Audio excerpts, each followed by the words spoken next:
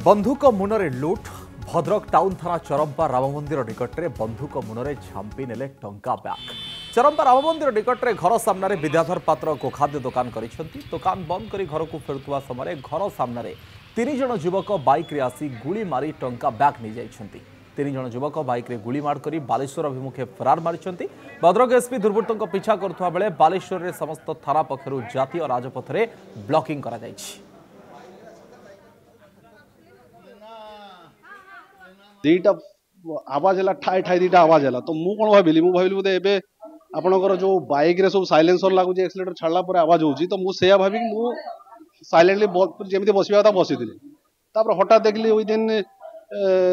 2-3 second भीतर किछि झियो दौड़िले तांकर वाइफ कहले तांकर बैग था बोले बैग तो सेठी किछि थिलानी सेठी